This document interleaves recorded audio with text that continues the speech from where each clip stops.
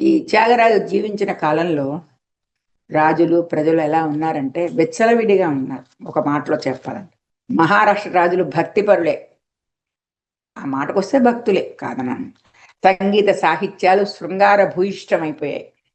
రాజులు ప్రజలు కూడా విలాసవంతులై హద్దులు మీరి ప్రవర్తించడం మొదలుపెట్టారు. ఈ విషయాన్ని హెచ్చరిస్తూ త్యాగరాజు తన కీర్తనలో చాలా కాలం చూపించాడు. చాలా స్పష్టంగా చెప్పాడు.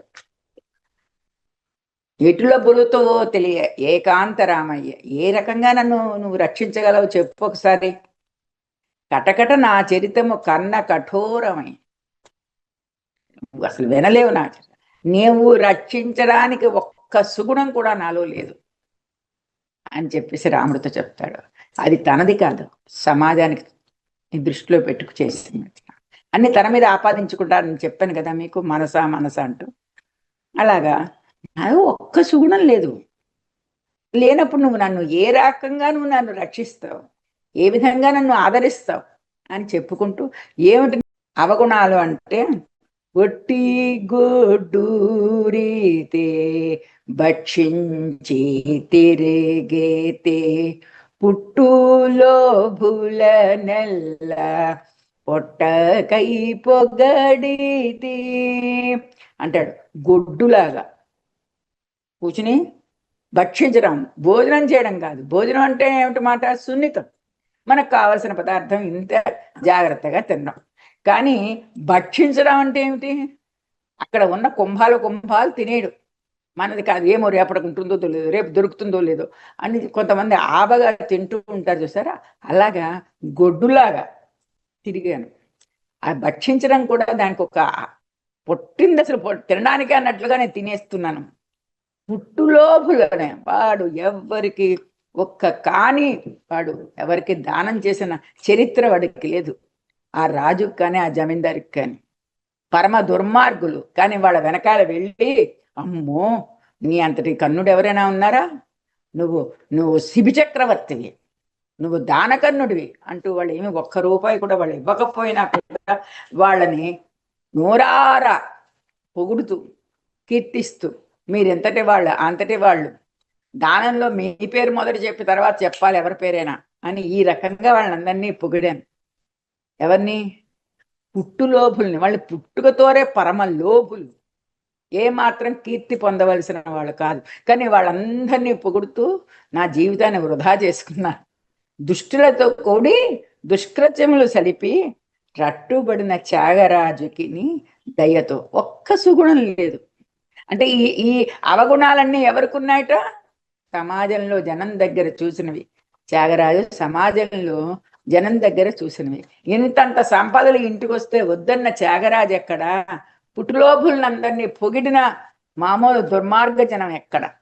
అందుకని ఇది చూసి, ఇలాంటి అవగుణాలు ఉన్నవి నన్ను ఏ రకంగా రక్షిస్తావు అని చెప్పి సమాజంలో ఉన్న అవగుణాలన్నిటినీ కూడా, పరమ నికృష్టంగా ఉన్న సమాజాన్ని తన కీర్తనల్లో చూపించాడు.